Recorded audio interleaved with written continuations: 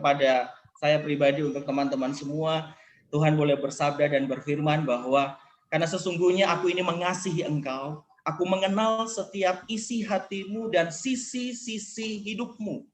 Dan aku mau membajak hatimu, aku mau membajak hidupmu, agar hidupmu boleh terus bertumbuh dan berbuah.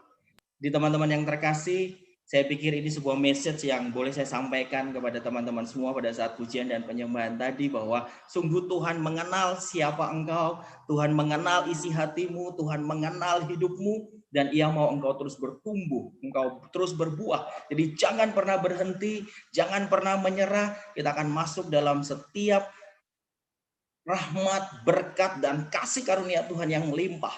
Dan khusus pada malam hari ini ketika saya diberi tema BPJS.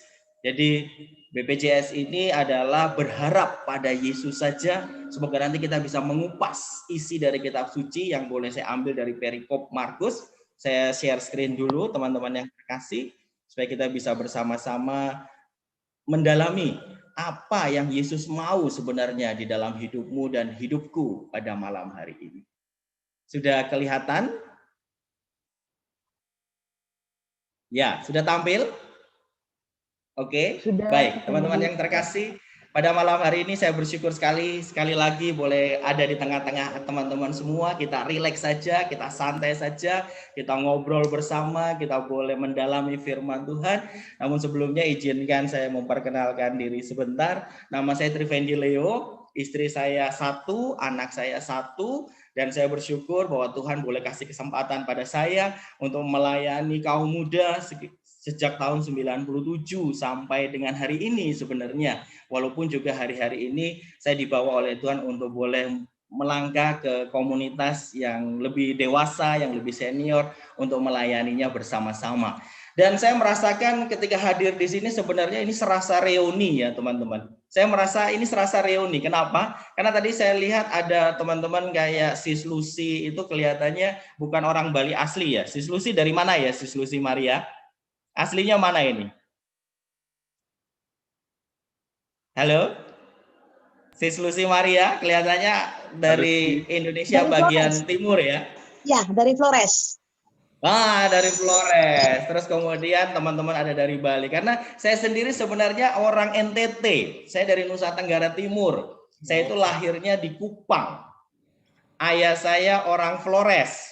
Tetapi mama saya orang Singaraja. Nah, jadi cocok ini. Orang Bali dan orang NTT kumpul bersama reuni. Harusnya ini kita boleh bersyukur, boleh senantiasa bersuka cita sama-sama, amin. Terakhir saya ke Bali sekitar 3 tahun yang lalu, kalau tidak salah pada saat kita rapat BPPG. Baik teman-teman yang terkasih, untuk menghemat waktu kita masuk ke dalam topik kita dari Markus 10 ayat 46 sampai dengan 52. Barang siapa berharap dan berseru kepada nama Tuhan akan diselamatkan. Mari kita lihat apa isi dari perikop ini, apa isi dari Injil ini melalui sebuah film yang boleh saya tampilkan kepada teman-teman. Ini Yesus bersama dengan para murid dan orang-orang yang mengikutinya masuk ke kota Yeriko. Ya. Kemudian terlihat di situ ada para pengemis yang berjejer-jejer. Jadi bukan cuman Bartimeus, tetapi ada banyak pengemis di situ. Tetapi ada seseorang yang bereaksi, ada seseorang yang merespon secara berbeda dibandingkan pengemis yang lain, dan ia bertanya, siapa yang lewat? Dan seseorang berkata, Yesus dari Nazaret.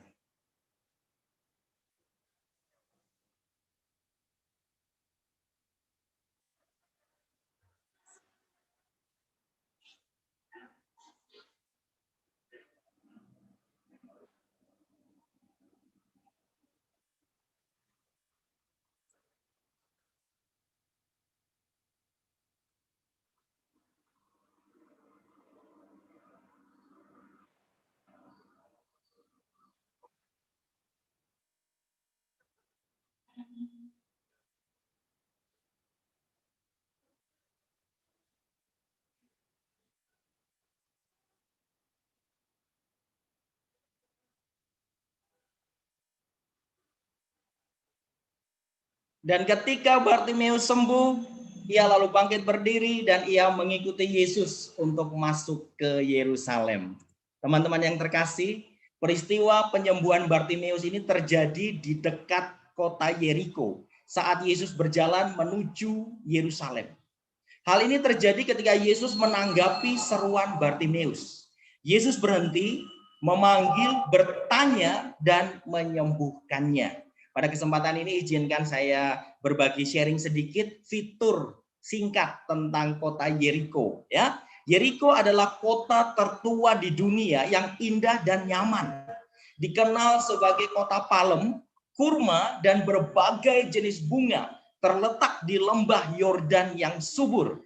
Yeriko merupakan oasis di tengah-tengah gurun Yudea. Jadi kita tahu semua bahwa di Timur Tengah itu kan sebenarnya mayoritas padang gurun. Tetapi Yeriko karena begitu subur, dia menjadi sebuah oasis. Di kota inilah para peziarah dari Galilea itu berkumpul untuk memulai perjalanan menuju kota Yerusalem. Jadi bukan cuma Yesus saja yang akan memasuki kota Yeriko ketika dia mau ke kota Yerusalem. Hampir semua peziarah dari Galilea itu berkumpulnya di Yeriko dulu. Maka Yesus pun lewat kota Yeriko ini. Sebagai gambaran sederhana, ketika saya boleh dikasih kesempatan oleh Tuhan untuk mengunjungi Holy Land, saya berada di puncak Gunung Nebo. Gunung Nebo itu teman-teman ketahui adalah gunung atau tempat terakhir di mana Musa diberi kesempatan pertama kali dan terakhir kalinya untuk melihat tanah terjanji. Jadi teman-teman bisa lihat, ini saya foto dari puncak Gunung Nebo. Ini padang gurun Yordania dan Yudea ini gersang semua, gersang semua. Dari Gunung Nebo ini kalau kita lihat sebenarnya kota Yeriko itu di sekitar sini. Jadi di lembah dari Yordan dan kemudian dia hijau. Berwarna hijau artinya dia begitu subur, dia begitu dipenuhi dengan pohon-pohonan, tadi ada palem, kurma, dan sebagainya. Dan kota Yeriko-nya sendiri adalah ini.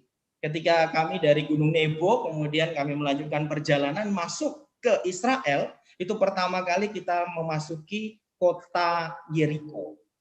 Nah, kemudian di Yeriko inilah Yesus juga sempat singgah di rumahnya Sakeus. Teman-teman ingat ya, kisah Sakeus yang terkenal itu, sang kepala pemungut cukai yang pada akhirnya bertobat. Dan pohon ara yang dinaiki oleh Sakeus itu saat ini masih ada loh. Ini teman-teman, ini adalah pohon Sakeusnya. Ini bukan Sakeus ya, walaupun ketok kecil, gendut gitu ya. Ini anak saya ketika foto di depan pohon Sakeus. Lalu ini istri saya ketika di kota Yeriko, di sana tuh terkenal dengan kesuburannya, teman-teman bisa lihat, dan ada jus delima yang sangat-sangat terkenal di sana. Nah, ternyata di dekat Yeriko itu juga menjulang setinggi 348 meter bukit pencobaan atau Mount of Temptation. Bahasa Arabnya adalah Jabal Kuruntul. Ini cuman fitur sederhana saja, singkat, supaya teman-teman paling tidak punya bayangan bahwa Yeriko ini sungguh-sungguh sebuah kota yang penting, kota yang sungguh-sungguh bermakna dalam kisah perjalanan Yesus sebelum dia ke Yerusalem. Bahkan dalam perjalanan keselamatan umat Israel, salah satunya adalah Yeriko ini, teman-teman tahu kisahnya Yosua ya, tembok Yeriko. Nah, untuk masuk ke tanah terjanji itu harus meruntuhkan dulu tembok Yeriko ini. Nah, sementara Bartimeus ketika itu dia berseru dan berseru lebih keras lagi. Berdiri, menanggalkan jubah, pergi mendapatkan Yesus, meminta, melihat, dan akhirnya memutuskan mengikuti Yesus. Maka kemudian teman-teman yang terkasih, ada perubahan yang terjadi pada Bartimeus. Sebelum menerima mujizat Yesus, ia buta dan duduk di pinggir jalan. Namun sesudah disentuh Yesus, ia melihat dan mengikuti Yesus dalam perjalanannya menuju ke Yerusalem. Nah, ini sekilas pembukaan, sekilas pandang tentang kisah dari perikop ini. Nah, kita mau masuk ke dalam isinya untuk nanti boleh kita ambil setiap makna dan hikmat apa yang Tuhan bawakan, Tuhan bagikan, sehingga nanti bisa kita terapkan dalam hidup kita sehari-hari. Kita masuk ke dalam diri Bartimeus. Reaksi Bartimeus ketika berjumpa Yesus, teman-teman. Yang pertama, Bartimeus itu sangat gigih, bersemangat, tekun, dan maju. Pertanyaannya, bagaimana dengan Anda dan saya? Hari-hari ini apakah kita masih sangat gigih, kita masih sangat bersemangat, tekun, dan mau maju terus? Atau saat ini kita sedang, istilahnya orang Jawa itu, ngelowro. Atau istilahnya bahasa Indonesia berarti ya sudah mulai patah semangat, mulai menyerah atau putus asa, dan akhirnya diam, tidak bergerak sama sekali. Yang mana keadaan dirimu? Yang kedua, Bartimeus itu sangat yakin dan percaya bahwa Yesus adalah Mesias. Mengapa? Karena selain ia mendengarkan dari berita-berita tentang mujizat-mujizat yang telah Yesus lakukan, ia pun pernah mendengarkan dan mengerti sebuah nubuatan yang disampaikan oleh nabi-nabi sebelumnya bahwa hanya Mesias yang dapat memelekkan mata orang buta. Jadi ketika kemudian Bartimeus mendengar bahwa Yesus pernah menyembuhkan orang buta di Betsaida dan sebagainya, saat itu Bartimeus sangat percaya bahwa Yesus adalah Mesias, karena hanya Mesias yang dapat memelekkan mata orang buta. Dan yang ketiga, ini fitur singkat dan sederhana tentang Bartimeus. Apakah Bartimeus ini buta sejak lahirnya? Apakah Bartimeus buta? Kita tidak tahu pasti. Apakah kebutaan Bartimeus ini terjadi sejak ia lahir atau karena kecelakaan yang ia alami? Tetapi banyak ahli tafsir memperkirakan ia kemungkinan buta sejak lahir. Nah, dalam perspektif orang Yahudi, kalau ada seseorang yang buta atau seseorang yang cacat fisik, maka dia dinilai telah menerima kutuk dari Tuhan. Dia telah dinilai sebagai orang yang berdosa, baik itu dirinya sendiri maupun akibat dosa dari orang tua maupun keluarganya di zaman-zaman sebelumnya. Maka Bartimeus ini bukan hanya sekedar buta, tapi dia lalu menjadi orang yang disisihkan. Dia menjadi orang yang dijauhi. Dia menjadi orang yang tidak mendapatkan sebuah tempat yang normal, apalagi istimewa di tengah-tengah orang Yahudi. Maka disinilah bisa teman-teman bayangkan perasaan hati seorang Bartimeus. Dia menjadi orang yang disisihkan, menjadi orang yang disingkirkan, jadi orang yang jauh daripada kehidupan normal. Maka dia memilih profesi sebagai pengemis. Supaya apa? Ya karena hanya dari situ dia bisa menggantungkan hidupnya dari belas kasih orang lain. Maka ketika ia tahu Yesus lewat, Yesus yang ia percaya adalah Mesias, maka Bartimeus ini segera berdiri dan menanggalkan jubah sebagai tanda pasrah. Tanda menanggalkan sesuatu yang berharga bagi dirinya, meninggalkan hidup lamanya. Bartimeus melangkah untuk mendapati Yesus. Nanti pada kesempatan berikutnya kalau ada waktu saya jelaskan sedikit apa makna dari menanggalkan jubah sebagai fitur lain yang bisa kita share. Tapi yang paling utama kita lihat dulu dari sisi Bartimeus yang buta ini. Maka kemudian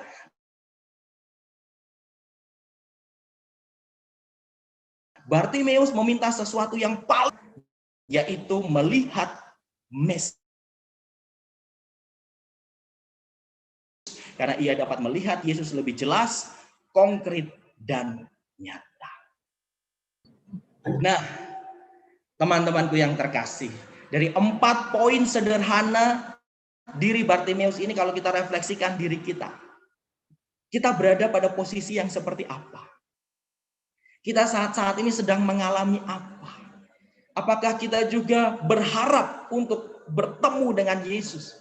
Berharap untuk menyampaikan kebutuhan kita yang paling penting dalam hidup kita saat ini kepada Yesus? Apakah kita juga rindu untuk mau meminta sesuatu dengan gigih, dengan bersemangat, dengan tekun kepada Yesus? Ini bagian dari refleksi teman-teman di sepanjang perikop ini. Amin. Kita lanjut dulu berikutnya, lalu tentang Yesus. Tindakan Yesus dalam menghadapi gejolak Bartimeus tadi adalah satu, Yesus berhenti. Ini bukan semata-mata karena kehendak Yesus saja, tetapi ini adalah karena kehendak Bapaknya. Jadi Bapa yang begitu intim dan bersatu dekat dengan Yesus, itu menghendaki Yesus menjamah orang-orang yang membutuhkan untuk ia sembuhkan, untuk ia pulihkan, untuk ia kuatkan, untuk ia tolong dan sebagainya. Maka kemudian Yesus menyuruh murid-muridnya memanggil Bartimeus. Lalu Yesus menanyai Bartimeus secara pribadi. Yesus ini maha tahu, teman-teman, betul? Tetapi ia tidak sok tahu. Maka ia memberi kesempatan kepada Bartimeus untuk mengungkapkan kebutuhannya. Apa yang kau kehendaki supaya aku perbuat bagimu. Maka izinkan malam hari ini saya mau sampaikan pada teman-teman yang terkasih. Saat ini Yesus mengunjungimu pribadi demi pribadi. Ia ada di hadapanmu. Bahkan ia ada dan tinggal di dalam hatimu. Dan saat ini ia bertanya kepadamu. Apa yang kau kehendaki anakku? Supaya aku perbuat bagimu. Dan bersiaplah nanti untuk mengungkapkan kebutuhanmu kepada Tuhan. Amin. Dan selanjutnya Yesus menghargai iman seorang Bartimeus dan kemudian menyembuhkannya. Yesus menerima Bartimeus untuk mengikutinya menuju ke Yerusalem. Teman-teman yang terkasih, sebenarnya disinilah makna utama dari perikop ini. Makna utama dari perikop ini, pesan dari penulis atas perikop ini bukan semata-mata tentang mujizat kesembuhan yang dilakukan oleh Yesus kepada seorang Bartimeus, seorang pengemis yang buta. Tetapi selain tentang Yesus melakukan mujizat dengan menyembuhkan Bartimeus, pesan utama dari Injil ini adalah juga bahwa setelah Bartimeus itu disembuhkan, maka kemudian Bartimeus berdiri dan memutuskan untuk mengikuti Yesus menuju ke Yerusalem. Artinya apa? Artinya sejak saat itu Bartimeus memutuskan untuk siap mengikuti jalan salibnya Yesus menuju keselamatan kekal.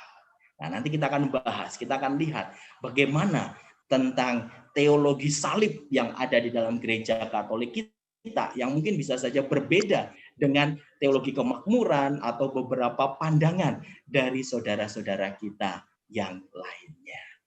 Maka teman-teman yang terkasih, mari kita refleksikan tadi tentang Bartimeus dan saat ini tentang Yesus. Lalu pertanyaan sederhananya sebenarnya adalah, apa sih Ko Fendi yang harus kami lakukan selanjutnya supaya kami boleh mengalami seperti Bartimeus ketika kami berjumpa dengan Yesus dan akhirnya kami mengalami kesembuhan dan pemulihan yang berasal dari Yesus. Yang pertama, teman-teman yang terkasih, Yesus mengundangmu malam hari ini untuk selalu tinggallah di dalam kasih-Nya. Yohanes 15 ayat 9 sampai 11. Ini sebagai perikop atau ayat pendukung bagi perikop utama kita malam hari ini, sebagai sebuah opini atau ajakan yang ingin saya bagikan kepada teman-teman setelah saya tadi memaparkan sedikit fakta dari perikop tentang Bartimeus dan Yesus tadi. Amin. Jadi Yohanes 15 ayat 9 sampai 11 berbunyi, seperti Bapa telah mengasihi aku, demikianlah juga aku telah mengasihi kamu. Tinggallah di dalam kasihku itu. Nah, apa syarat kita benar-benar bisa tinggal dalam kasih Kristus? Yaitu di ayat yang ke-10, jikalau kamu menuruti perintahku, kamu akan tinggal di dalam kasihku, seperti aku menuruti perintah Bapakku dan tinggal di dalam kasih-Nya. Semuanya itu kukatakan kepadamu supaya sukacitaku ada di dalam kamu dan sukacitamu menjadi penuh. Teman-teman yang terkasih, sebenarnya semua yang kita lakukan dalam hidup kita, baik itu pekerjaan kita, baik itu pelayanan kita, baik itu dalam keluarga kita, maupun aktivitas kita sehari-hari, sebenarnya ujung-ujungnya itu kita mau mencapai apa sih sebenarnya? Kita mau mengalami apa sih sebenarnya? Coba tulis di kolom chatnya. Supaya saya tahu bahwa teman-teman masih mendengarkan saya, teman-teman masih melihat dan mencermati slide demi slide. Tolong tulis di kolom chatnya, tolong teman-teman tulis sebenarnya semua yang kamu lakukan ini, entah pekerjaanmu, keluarga, lalu kemudian pelayanan, aktivitas apapun, sebenarnya itu mau mencapai apa sih? Mau mengalami apa sih? Coba tulis di kolom chatnya, biar kita lihat bareng-bareng. Ayo, semuanya bisa menulis di kolom chatnya? Sudah? Ayo ditulis, mau mencapai apa?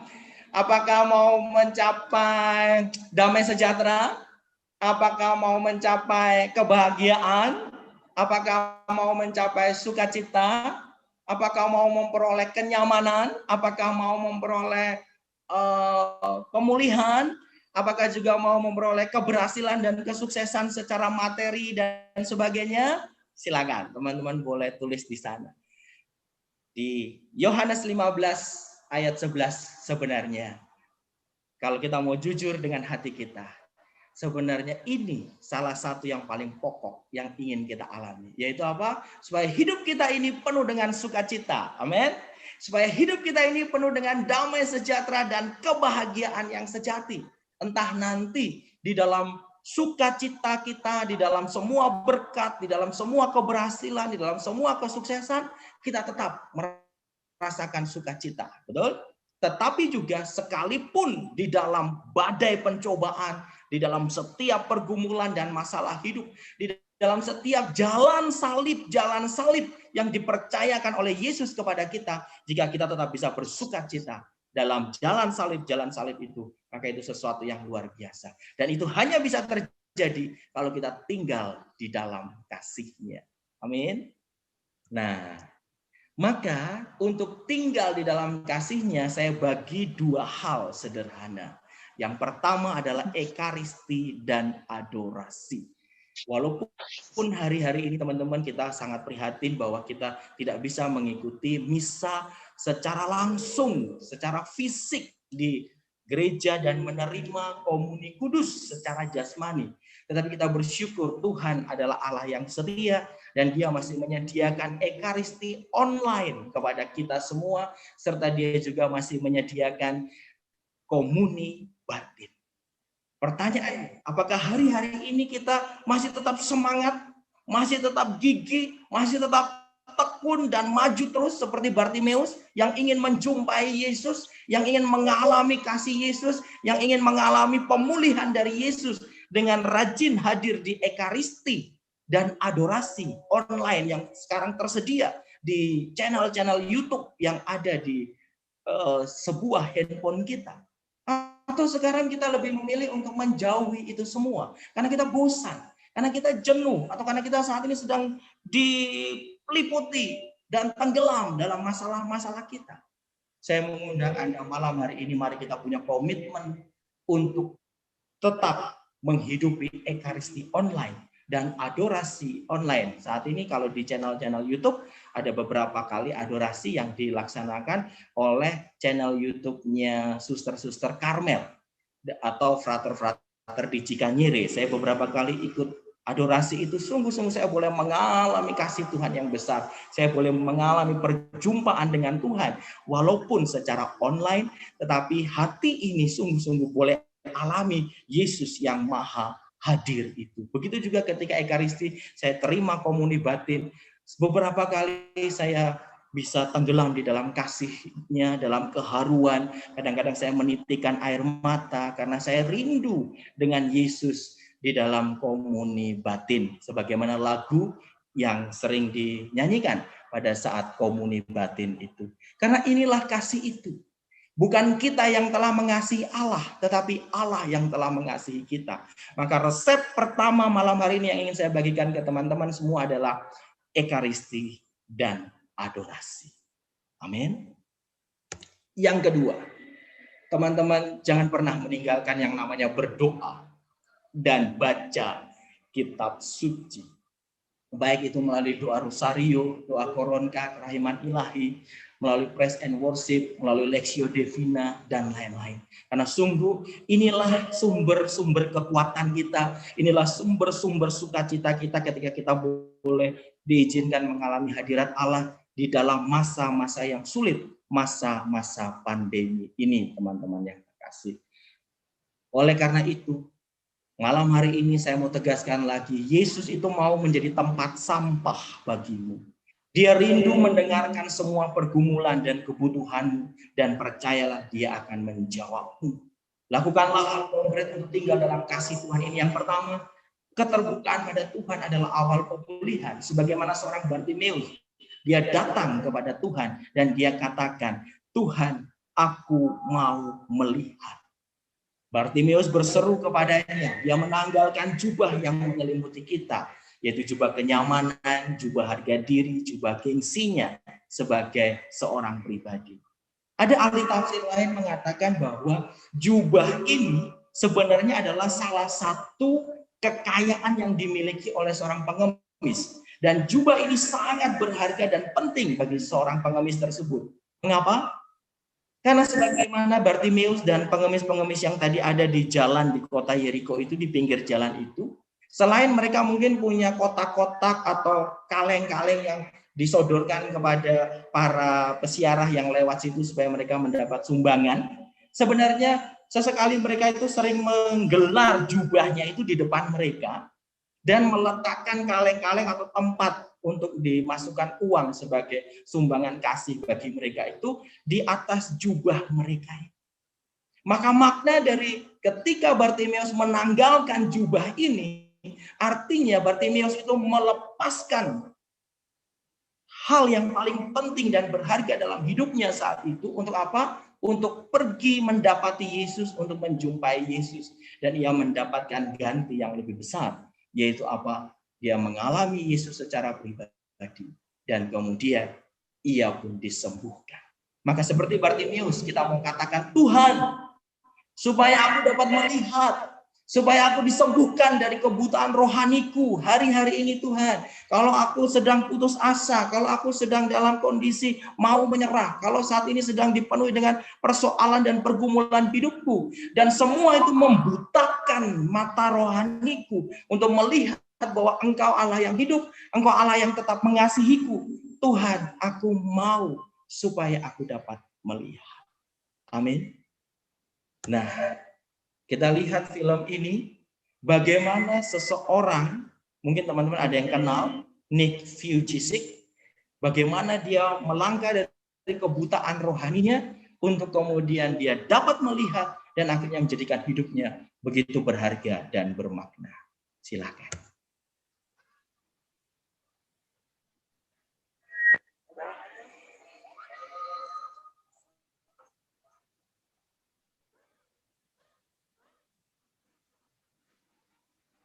Ya, Nick Vujicic ini terlahir dengan tanpa tangan dan kaki, teman-teman.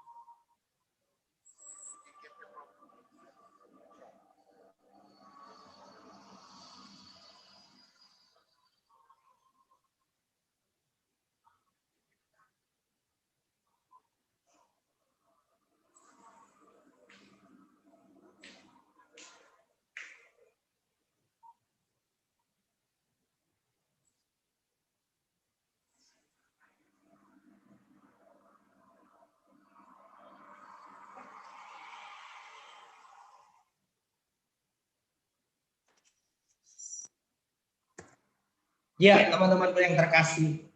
Jadi Yesus itu datang untuk menyembuhkan dan menyelamatkanmu. Menyelamatkan kita semua, memulihkan kita semua. Amin.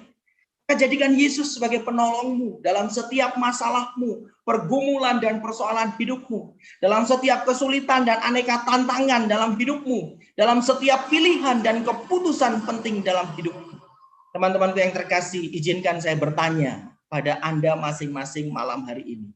Siapa di antara Anda semua yang hadir dalam PD Don Bosco ini yang punya masalah atau pergumulan atau persoalan hidup lebih besar daripada seorang Nick Vujicic? Khususnya ketika usia Nick Vujicic itu dari umur 0 tahun sampai dengan 13 tahun. Saya mau tanya kepada teman-teman semua, siapa yang hari-hari ini masalahmu lebih besar daripadanya?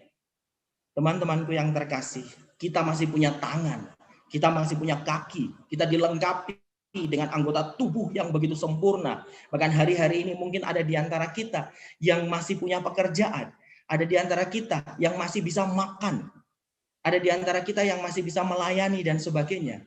Seorang Nick Vujicic ketika ia lahir umur 0 tahun sampai 13 tahun, teman-teman coba kalau berempati pada dirinya. Teman-teman bisa berempati? Coba kalau Anda berada dalam dirinya ketika lahir itu dengan tidak ada tangan dan kaki, lalu mulai TK, Anda sekolah, kemudian mulai SD, Anda juga sekolah, SMP, Anda juga sekolah. Nick Vujicic ini sekolah di sekolah yang normal. Saya punya klip filmnya, nanti kapan-kapan boleh saya bagikan pada teman-teman yang terkasih. Namun hari-hari itu dia dibully, hari-hari itu dia diejek, hari-hari itu dia dijauhi oleh teman-temannya dan sebagainya. Karena terlihat dia berbeda, dia tidak normal. Begitu pula seperti Bartimeus, dia tidak normal, matanya buta. Bahkan Nick Vujicic ini pada umur sebelum 13 tahun, dia pernah cerita bahwa dia hampir mau bunuh diri. Dia sudah memutuskan untuk mau bunuh diri. Namun perhatikan, ketika ia mengalami Yesus secara pribadi, melalui orang tuanya, melalui ibunya, ibunya meneguhkan dia dan mengatakan, Nick, jangan khawatir. Kamu itu adalah ciptaan yang indah. Dan Tuhan itu tidak pernah salah untuk menciptakan seorang pribadi ke dalam dunia ini. Kalau Tuhan menghadirkanmu ke dalam dunia ini, dia punya maksud dan rencana yang besar atas hidupmu. Dan ia pun menyiapkan engkau untuk sebuah tugas perutusan yang khusus, yang unik, dan yang khas sesuai dengan kondisi dirimu. Sejak saat itu akhirnya Nick kembali semangat dan kemudian mulai kembali bangkit menata hatinya dan ia mulai berelasi dengan Tuhan. Dan hari-hari ini dia mengalami semua kasih karunia itu. Ketika dulu dia mengatakan, aku mungkin tidak dapat bekerja. Bagaimana aku bisa bekerja dan mencari uang? Aku mungkin tidak akan punya pacar. Siapa yang mau denganku? Aku juga pasti tidak akan bisa menikah. Tetapi hari ini dia punya istri yang begitu cantik. Dia punya anak 2. Kalau tadi di klip baru 1. Tapi kalau teman-teman masuk ke akun Facebooknya atau lihat di channel YouTube-nya, anaknya itu sudah 2. Tadi kan istrinya hamil dan itu sudah lahir. Itu film beberapa tahun yang lalu. Jadi teman-teman yang terkasih, saya mau katakan bahwa tidak ada masalah dan tidak ada persoalan yang tidak dapat diselesaikan ketika engkau boleh berjalan bersama dengan Yesus. Undang Yesus malam hari ini, jadikan dia sebagai penolong dalam hidupmu. Dan kalau hari-hari ini engkau sedang mengalami jalan salib itu, jangan takut, jangan khawatir, justru bersyukurlah. Karena melalui salib itulah nanti akan ada kemuliaan dan keselamatan. Yesus tidak akan pernah naik ke surga. Yesus tidak akan pernah bangkit. Dan Roh Kudus tidak akan pernah turun atas para rasul dan atas kita semua kalau Yesus tidak pernah melalui jalan salib.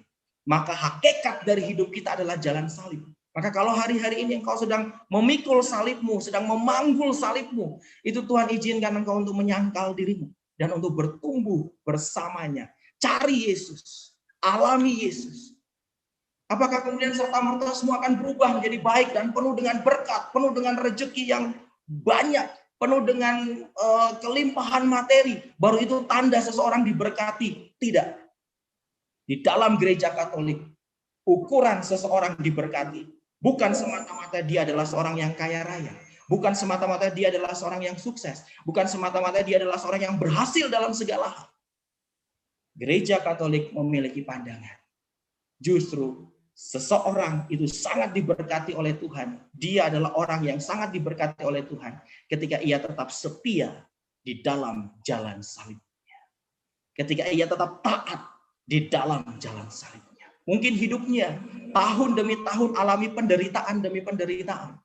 Mungkin hidupnya tahun demi tahun tidak berubah menjadi kaya raya dan penuh dengan materi, kesuksesan dan sebagainya. Tapi ketika dia tetap taat dan setia pada jalan salibnya, dia tidak pernah meninggalkan Yesus. Disitulah dia berarti diberkati dengan luar biasa oleh Tuhan. Dan hidupnya dipenuhi oleh rahmat kasih karunia itu.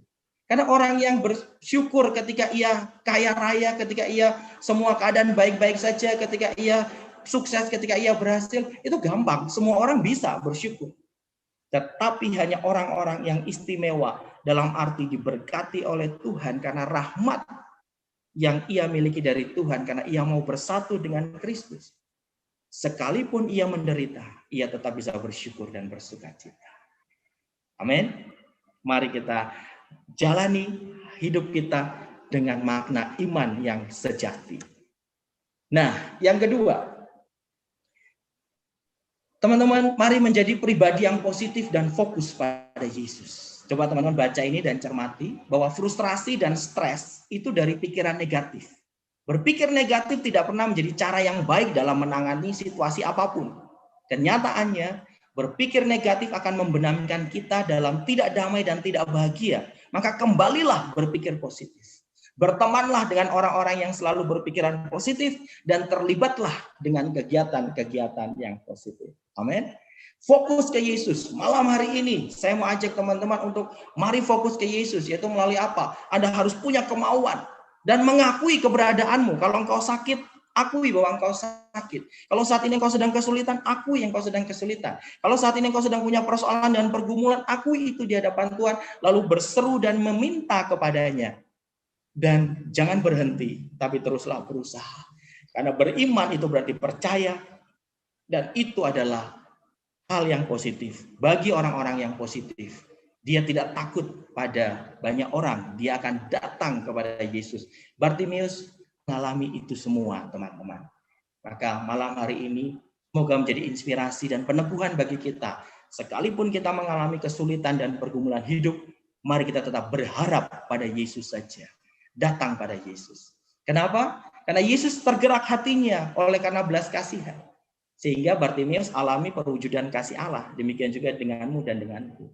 Kesembuhan yang utama adalah kesembuhan rohani yang sangat dekat dengan kesembuhan batin. Penebusan dosa.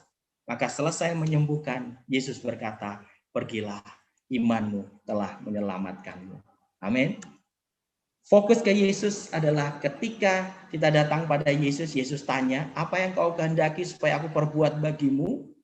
Maka saat itu Bartimeus fokus untuk minta supaya ia dapat melihat Yesus. Dia tidak minta yang lain, yang hanya sekedar memuaskan keinginan dirinya. Dengan ia dapat melihat, maka dia dapat semakin fokus pada Yesus. Dapat ditambah refleksi, di mana sering orang tidak fokus pada hal yang penting dan utama. Sering kali teman-teman, coba kita refleksi bareng-bareng. Kadang-kadang itu kita tidak fokus pada hal yang penting dan utama. Bartimeus ini kan sakitnya buta.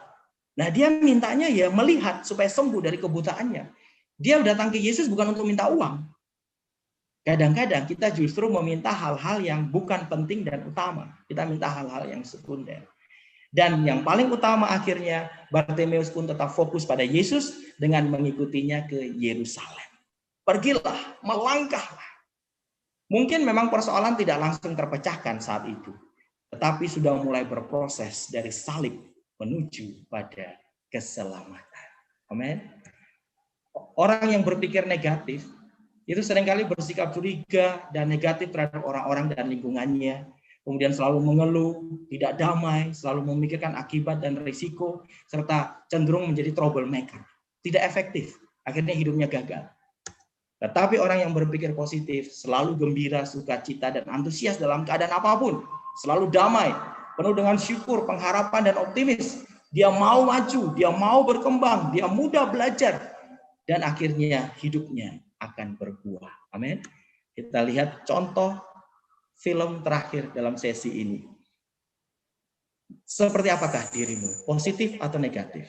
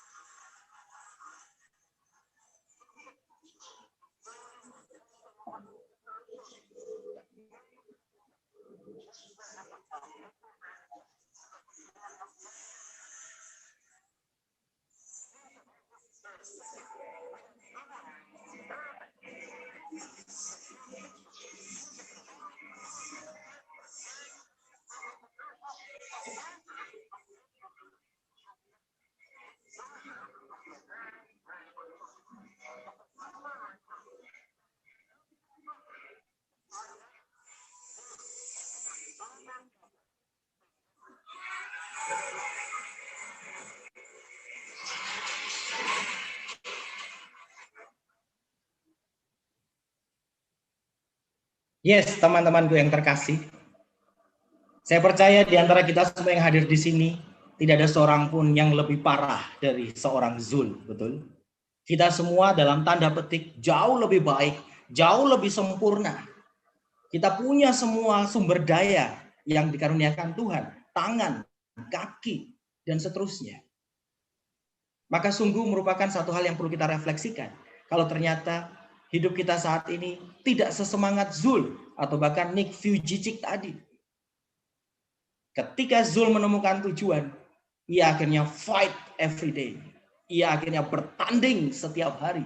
Karena inilah untuk itu kita dipanggil mengikuti Yesus, yaitu kita bertanding dalam pertandingan iman kita. Jadi sekalipun ada persoalan, sekalipun ada masalah, sekalipun mungkin kita terpuruk, kita tetap hidup di dalamnya. Kalau teman-teman lihat gambar ini secara sederhana, menurut teman-teman ini gambar apa? Gambar seorang nenek-nenek, ya. Coba tulis di kolom chatnya. Atau gambar seorang gadis cantik.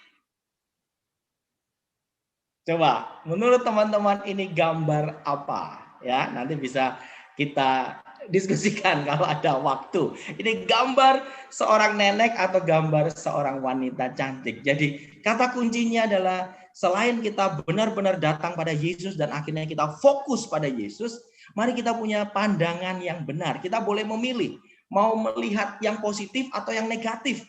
Mau melihat seorang gadis cantik atau mau melihat seorang nenek-nenek tua. Itu tergantung dirimu. Tetapi satu hal saya mau katakan, itu juga bisa menentukan bagaimana caranya engkau hidup di dalam kehidupanmu sehari-hari. Amin. Dan yang terakhir, langkah yang ketiga adalah mari melangkahlah bersama dengan Yesus. Dari perikop tadi, Bartimeus itu sembuh dan akhirnya melangkah karena ia mengalami Yesus sendiri. Ia tidak lagi hanya mendengar tentang Yesus, Saya cari mana gadis cantik. tetapi kini Yesus sendiri yang bersamanya dan berbicara kepada dia. Maka bagaimana dengan Anda dan saya? Apakah hari-hari ini kita hanya mendengar tentang Yesus? Saat ini teman-teman sedang mendengar saya kan? Saya sedang ngomong tentang Yesus kan? Oh, Yesus itu hebat. Yesus itu ajaib. Yesus itu bisa menyembuhkanmu. Yesus itu bisa melakukan mujizat.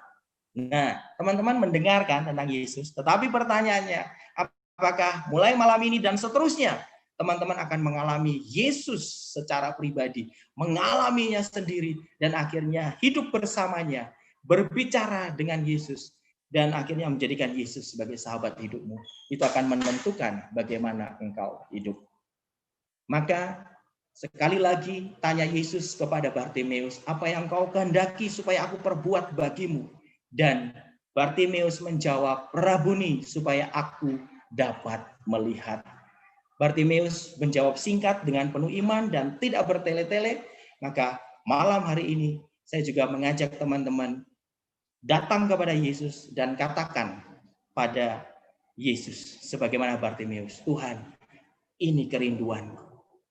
Tuhan, ini yang aku rindukan, Engkau lakukan bagiku. Sebagai penutup dari sesi malam hari ini, saya mau kasih satu kesaksian singkat. Ketika di tahun 2010, saya pun mengalami banyak pergumulan dan masalah sebagaimana yang saat ini sedang dihadapi oleh banyak teman-teman di masa pandemi ini. Di tahun 2010, saya bekerja di Semarang. Dan singkat cerita oleh karena adanya krisis ekonomi di Amerika, maka itu berdampak ke perusahaan kami. Mengapa? Karena perusahaan kami perusahaan garment yang membuat aparel Nike, Adidas dan sebagainya. Artinya buat baju-baju Nike, kaos-kaos Nike, training Nike dan seterusnya, maka itu diekspor. Nah, dengan adanya kondisi krisis ekonomi di Amerika tahun 2008 sampai 2010 yang cukup berat, maka Nike, Adidas itu otomatis menurunkan semua ordernya. Nah, perusahaan kami ini hanya menggantungkan ordernya itu pada Nike, Adidas dan merek yang lain itu yang notabene pusatnya di Amerika, Jerman, Eropa dan sebagainya. Maka akhirnya karyawanlah yang mengalami dampaknya. Lalu kemudian saya dipanggil oleh ownernya, karena saat itu saya cukup dekat dengan ownernya. Saya dipanggil langsung, saya sebagai seorang manajer general affair, saya dipanggil langsung, dia mengatakan, Fen, karena kondisi ekonomi seperti ini, maka kamu akan kami pindah ke pabrik satunya kami yang lebih kecil, tetapi karena kami tidak mampu membayar utuh, kamu hanya kami bayar setengah gaji. Dan kamu juga kerjanya hanya 3 hari dalam 1 minggu. Teman-teman yang terkasih, saya begitu syok mendengar berita itu. Tapi tidak ada pilihan lain. Maka kemudian akhirnya saya jalani. Jadi gaji saya itu dipotong setengah, dan kemudian jam kerja saya juga hanya setengah dalam 1 minggu. Saya jalani berbulan-bulan, ternyata itu sebagai sebuah jalan salib yang menguji ketaatan dan kesetiaan saya. Namun akhirnya kondisi ekonomi semakin memburuk, kondisi perusahaan semakin buruk, dan akhirnya saya harus kehilangan pekerjaan. Dan itu saya ingat persis di bulan November tahun 2010. Jadi 2 bulan, November, Desember tahun 2010, saya kehilangan pekerjaan, saya tidak punya penghasilan sama sekali. Saya pulang ke kota Kudus, karena saya kerjanya waktu itu ngelaju, Kudus, Semarang, Kudus, Semarang, Kudus, Semarang. Karena di Semarang sudah tidak ada pekerjaan, saya pulang ke kota Kudus, 2 bulan saya menjadi seorang pengangguran. Kecewa? Iya. Marah? Iya. Bergumul? Iya. khawatir dan takut akan masa depan saya dan keluarga saya? Iya. Tapi karena saya belajar untuk tetap setia pada Tuhan, justru di dalam hari-hari di mana saya tidak bekerja itu, saya punya waktu banyak di rumah, akhirnya saya memutuskan fokus saya tetap harus pada Yesus, saya tetap harus berpikir positif, saya tidak boleh meninggalkan semuanya. Maka saya justru rajin misa pagi. Setiap pagi saya misa, karena rumah saya dengan gereja itu tidak terlalu jauh. Kalau dulu karena ngelaju saya harus berangkat dari Kota Kudus itu jam 5 supaya masuk kerja jam 7, setengah 8 tidak terlambat. Dan pulang sampai ke Kudus sekitar jam 7, jam 8 malam, makan, ngobrol sedikit dengan istri dan anak, lalu tidur, besok pagi begitu terus. Jadi saya tidak pernah misa pagi. Tapi dengan saya kehilangan pekerjaan selama 2 bulan, justru saya jadi bisa misa pagi rutin setiap hari. Kemudian setelah misa pagi saya pulang ke rumah, sarapan apa adanya, lalu kemudian jam 9 pagi saya praise and worship pada Tuhan. Saya bawa semua pergumulan saya bawa semua suka duka hidup saya. Jam 3 sore saya selalu doa kerahiman ilahi. Intinya dalam keadaan saya begitu berat dan penuh pergumulan, masalah kehilangan pekerjaan, tidak punya penghasilan sama sekali, saya tidak meninggalkan Yesus di dalam jalan salib ini. Tapi justru saya semakin mendekatinya. Dan akhirnya saya boleh alami kasihnya, damainya, dan peneguhannya. Singkat cerita apa yang terjadi teman-teman? Lalu di gereja itu ada pengumuman bahwa dicari seorang staf HR dan training, staf HR dan pelatihan. Akhirnya istri saya mengatakan, ya sudah coba saja lamar ke sana. Ya sudah, karena memang tidak punya pekerjaan, akhirnya saya melamar. Dan ketika saya melamar, puji Tuhan setelah melalui serangkaian tes, saya diterima, tetapi dengan gaji yang jauh-jauh di bawah gaji utama saya ketika jadi seorang manajer di kota Semarang. Saya harus mulai dari bawah. Saya harus mulai dari nol lagi sebagai seorang staf. Tapi inilah bagian dari hidup saya dan inilah jalan salib saya. Maka saya harus setia menjalani jalan salib itu. Jadi kalau orang-orang mengatakan hidupmu harus diberkati. Arti dari berkat adalah kalau kamu punya materi, kalau kamu punya kekayaan, kalau kamu sukses dan sebagainya. Bagi saya, hidup yang diberkati adalah ketika hidup saya boleh tetap setia dan taat pada jalan salib saya. Dan akhirnya saya melalui itu sekian waktu lamanya, tentunya dengan segala macam pergumulan, ada gengsi di sana, ada harga diri di sana yang harus saya korbankan dan saya sangkal diri saya. Akhirnya beberapa waktu kemudian saya dipercaya kembali oleh perusahaan yang baru saya, yang saat ini saya masih bekerja dengan mereka, saya menjadi kembali seorang manajer HR dan General Affair. Dan berarti sudah sekitar 10-an tahun saya boleh kembali pada posisi di mana Tuhan boleh perkenankan dan izinkan saya alami. Dan saya bersyukur sekali di masa pandemi ini, mungkin ketika banyak yang mengalami kesulitan, puji Tuhan perusahaan kami masih kokoh berdiri, masih kuat, dan kami masih boleh menjalani hari-hari kehidupan kami. Bukan tentang kesuksesan, bukan tentang keberhasilan dan kekayaan materi, tetapi tentang setia pada setiap jalan salib bersama dengan Yesus sebagai sahabat kita, maka hidup kita akan dipenuhi dengan sukacita, damai sejahtera, dan kebahagiaan sejati. Amin. Maka mari kita harus siap untuk berubah. Bartimeus juga mengalami perubahan. Dia berdamai dengan dirinya sendiri. Dia tidak lagi mengemis dan mencari belas kasihan. Bartimeus siap menjadi pemberi perhatian dan pertolongan bagi orang lain yang masih buta. Bartimeus dulu merasa hanya dirinya yang buta. Saat itu saya juga merasa hanya saya yang punya masalah. Saat ini mungkin teman-teman merasa hanya teman-teman yang punya masalah. Padahal sebenarnya semua orang saat ini mungkin sedang mengalami persoalan hidup. Tetapi kemudian ketika Bartimeus melek, diberkati, maka sekarang dia memutuskan dia harus bekerja, harus menerima tanggung jawab. Dia tidak boleh lagi meminta-minta untuk memenuhi kebutuhan hidupnya. Dan ia dipenuhi sukacita. Tanggung jawab itu bukanlah beban yang berat, tetapi sebuah kesempatan untuk menyempurnakan sukacitanya. Dan terakhir, apakah kita benar-benar siap untuk berubah? Sebagaimana Bartimeus, bahwa masa depan adalah milik kita dan keputusan di tangan kita. Apakah kita ingin masa depan atau hidup kita seperti masa lalu atau terkungkung pada masa lalu? Atau apakah kita akan menciptakan masa depan yang baru bersama dengan Tuhan Yesus? Amin. Mari teman-teman yang terkasih, kita persembahkan sejenak hati kita pada Tuhan. Kita doa singkat saja. Katakan apa yang ada dalam hatimu kepada Tuhan malam hari ini. Saat ini Yesus datang kepadamu dan dia bertanya, apa yang kau kehendaki aku perbuat bagimu? Maka mari kita pun juga datang dan mengatakannya pada Yesus. Katakan itu dalam hatimu kepadanya malam hari ini. Tuhan, inilah yang aku mau. Tuhan, inilah yang aku rindukan. Tuhan, jamah, jangkau hidup, bawa hidup untuk terus bertumbuh dan menjadi semakin baik demi kemuliaan nama. Kemuliaan kepada Bapa dan Putra dan Roh Kudus, seperti pada permulaan, sekarang, selalu, dan sepanjang segala abad. Amin. Selamat malam. Tuhan Yesus memberkati Anda semua. Tetap semangat, maju terus. Amin. Saya kembali.